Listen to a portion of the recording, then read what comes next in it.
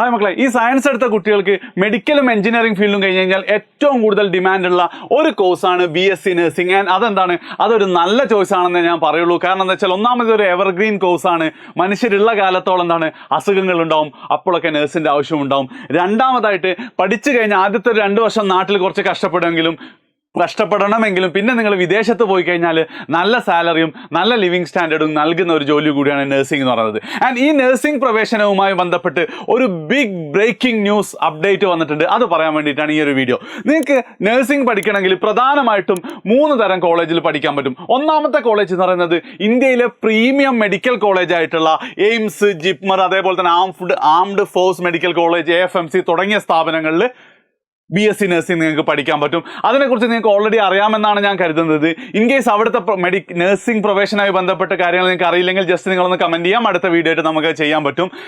അടുത്തതായിട്ടുള്ള ഞാൻ ഒട്ടും സജസ്റ്റ് ചെയ്യാത്ത ഒരു ഓപ്ഷനാണ് കേരളത്തിൻ്റെ പുറത്തുള്ള പ്രൈവറ്റ് നഴ്സിംഗ് കോളേജുകളിൽ പഠിക്കുക എന്നുള്ളത്. അവിടെയും എന്തെങ്കിലുമൊക്കെ എൻട്രൻസ് എക്സാം ഉണ്ടെങ്കിൽ അവിടെ മെയിൻ സാധനം എന്ന് പറയുന്നത് നിങ്ങളുടെ ഡാഡി റിച്ച് ആണോ അല്ലയോ എന്ന് മാത്രമാണ് നോക്കുക. ഞാനത് സജസ്റ്റ് ചെയ്യാറില്ല. ഓക്കെ. ആൻഡ് രണ്ടാമതായിട്ടും ഏറ്റവും കൂടുതൽ കുട്ടികളും പോകുന്നത്, ഇവിടെയൊക്കെ വളരെ കുറച്ച് സീറ്റേ ഉള്ളൂ, ഏറ്റവും കൂടുതൽ കുട്ടികൾ പോകുന്നതെന്ന് വെച്ച് കഴിഞ്ഞാൽ കേരളത്തിലെ ഗവൺമെൻറ് മെഡിക്കൽ കോളേജുകളിലുള്ള നഴ്സിംഗ് കോഴ്സുകളിലേക്കും അതേപോലെ തന്നെ എയ്ഡഡ് ആൻഡ് പ്രൈവറ്റ് നഴ്സിംഗ് ഇൻസ്റ്റിറ്റ്യൂട്ടിലേക്കുമാണ്. അതായത് കേരളത്തിൽ എത്ര ഗവൺമെൻറ് മെഡിക്കൽ കോളേജ് ഉണ്ടോ അവിടെ ഒക്കെ എന്തുണ്ട്, നഴ്സിംഗ് സീറ്റുകളുണ്ട്. ആൻഡ് വളരെ ചെറിയ പൈസയിൽ ഗവൺമെൻറ് മെഡിക്കൽ കോളേജിൽ തന്നെ നിങ്ങൾക്ക് പഠിക്കാൻ പറ്റും. അതിനുള്ള അഡ്മിഷൻ ടെസ്റ്റിലാണ് കാര്യമായ മാറ്റം വന്നിട്ടുള്ളത്. ഇതുവരെ എങ്ങനെയായിരുന്നു നിങ്ങളുടെ നഴ്സിംഗ് പ്രവേശനം എന്ന് പറഞ്ഞു കഴിഞ്ഞാൽ നിങ്ങളുടെ +2 മാർക്ക് മാത്രമായിരുന്നു മാനദണ്ഡം. +1 പോലും ഇല്ല കേട്ടോ. മുമ്പ് പല വീഡിയോയിലും ഞാൻ പറഞ്ഞിട്ടുണ്ട്, +2 മാർക്ക് നിങ്ങൾക്ക് നല്ലൊരു പെർസെൻറ്റേജ് ഉണ്ടെങ്കിൽ നിങ്ങൾക്ക് എന്ത് ചെയ്യാൻ പറ്റും, 98, 99 ഒക്കെ വേണം കേട്ടോ. അതും എല്ലാ വിഷയങ്ങൾക്കും അല്ല, സയൻസ് വിഷയങ്ങൾ അതിന് പറഞ്ഞിട്ട് കാര്യമില്ല, അത് പോയി. ഓക്കെ. അപ്പോൾ എന്താണ്, നിങ്ങൾക്ക് ഗവൺമെൻറ് മെഡിക്കൽ കോളേജിൽ നഴ്സിംഗ് കോഴ്സിന് അഡ്മിഷൻ കിട്ടുമായിരുന്നു. പക്ഷേ നമ്മളെ nursing council, all India nursing council എന്തു പറഞ്ഞു, നഴ്സിംഗ് കോഴ്സിന് നിങ്ങൾക്ക് പ്രവേശിപ്പിക്കണമെങ്കിൽ നിർബന്ധമായിട്ട് എന്തുണ്ടാവണം, ഒരു എൻട്രൻസ് ടെസ്റ്റ് ഉണ്ടാവണം എന്നുള്ളത്. കഴിഞ്ഞ വർഷമൊക്കെ ഒരുപാട് വാണിംഗ് കേരള വിദ്യാഭ്യാസ വകുപ്പിന് കിട്ടിയിട്ടുണ്ടായിരുന്നു. ആൻഡ് ഇത്തവണ അവരെന്താണ് റിസ്ക് എടുക്കേണ്ടതെന്ന് തീരുമാനിച്ചു. ഉറപ്പായിട്ടും നഴ്സിംഗ് കോളേജിൻ്റെ അഡ്മിഷൻ ഇനി മുതൽ എന്ത് ചെയ്യാൻ പോവാണ്, ഒരു എൻട്രൻസ് ടെസ്റ്റ് ഉണ്ടാവും. അതാണ്, അതായത് +2 മാർക്ക് മാത്രം വെച്ചിട്ടുള്ള നഴ്സിംഗ് കോഴ്സിന് ഇനി എന്താണ്, ഈ വർഷം മുതൽ ഒരു എൻട്രൻസ് ടെസ്റ്റ് ഉണ്ടാവും. ആൻഡ് ഈ എൻട്രൻസ് ടെസ്റ്റിനെ കുറിച്ച് കാര്യമായിട്ടുള്ള ഒരു ഡീറ്റെയിൽസും കിട്ടിയിട്ടില്ല. എൻട്രൻസ് ടെസ്റ്റ് ഉണ്ടാവുന്ന മാത്രമാണ്. 2 പോസിബിലിറ്റി ആണുള്ളത്. ഒന്ന്, ഇതേപോലെ നമ്മളെ BPharmനും ഇങ്ങനെ ഒരു പ്രശ്നം വന്നപ്പം അവരത് കീമിൻ്റെ കൂടെ എന്ത് ചെയ്യായിരുന്നു, കീമ് എഴുതില്ലായിരുന്നു BPharm അഡ്മിഷന് വേണ്ടി. ഇത് കീമിലെ ഫിസിക്സും കെമിസ്ട്രിയും മാത്രം എഴുതിയിട്ടായിരുന്നു ചെയ്തുകൊണ്ടിരിക്കുന്നത്. ഇനി അതാണോ, അല്ലെങ്കിൽ ഈ പാരാമെഡിക്കൽ കോഴ്സസിൻ്റെ അഡ്മിഷൻസ് നടത്താറുള്ള LBS എന്നുള്ളൊരു ഓർഗനൈസേഷനാണ്. അവരാണ് നിങ്ങളെ +2 മാർക്കൊക്കെ വെച്ചിട്ട് റാങ്ക് ലിസ്റ്റ് ഒക്കെ ഇടാറുണ്ടായിരുന്നത്.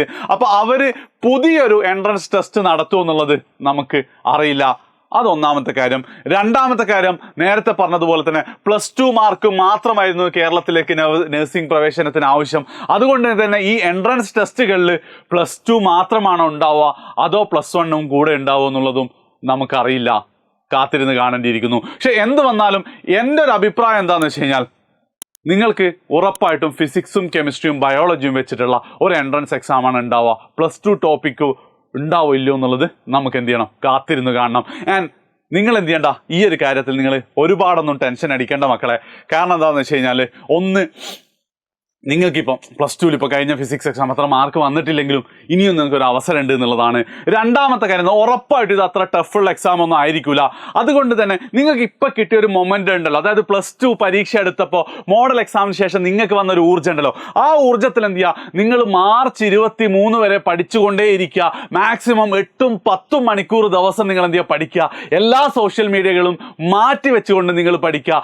മാർച്ച് 23 നിങ്ങളൊരു വേറെ ലെവൽ മനുഷ്യനാവണം.